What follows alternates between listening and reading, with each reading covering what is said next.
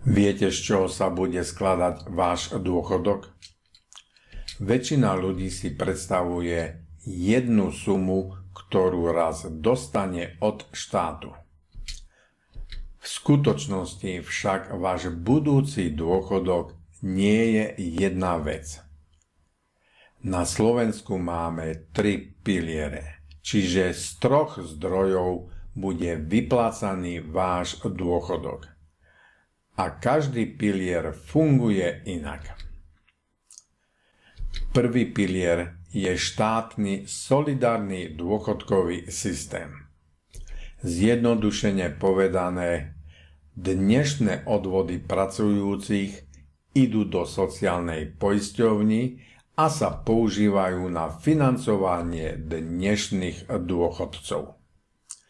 Nie je to vaše osobné sporenie, kde si odkladáte vlastné peniaze na svoj účet. Druhý pilier je dôchodkové sporenie a funguje celkom inak. Časť peňazí súvisiacich s vašimi dôchodkovými odvodmi, čiže príspevky, smerujú na vaše dôchodkové sporenie do správcovskej spoločnosti a investuje sa prostredníctvom fondov, kde je dôležité, aké budete mať zhodnotenie. A to ovplyvňuje výšku vášho dôchodku.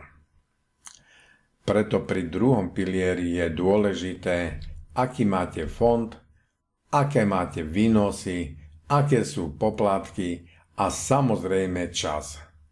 Čím dlhšie, tým viac máte. Tretí pilier je vaše doplnkové sporenie. Tu si môžete vytvárať ďalšiu rezervu na dôchodok. Využívate daňové výhody a často prispieva aj zamestnávateľ. Čiže vaše príspevky plus príspevky od zamestnávateľa plus daňové úľavy plus najlepšie zhodnotenie sa rovná výška vášho dôchodku z tretieho piliera. A teraz to najdôležitejšie.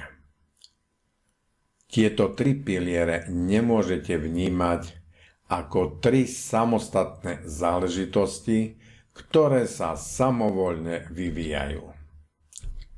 Je pravdou, že každý pilier funguje inak. Každý má svoje možnosti, výhody, nevýhody a rizika. Preto nestačí vedieť, že existujú. Potrebujete rozumieť tomu, čo všetko každý z nich môže priniesť práve pre vás. Lebo spolu vám vytvoria zaslúžený dôchodok. Prvý pilier je štátny systém, druhý pilier je dôchodkové sporenie a tretí pilier je doplnkové dôchodkové sporenie.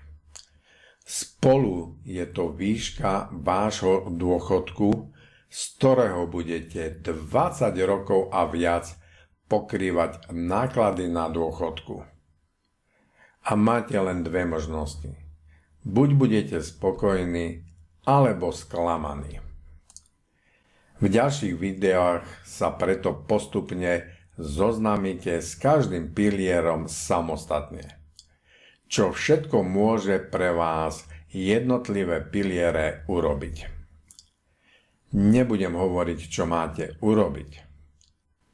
Cieľom je, aby ste mali váš dôchodok pod palcom. Získali z neho maximum a vedeli sa rozhodnúť sami.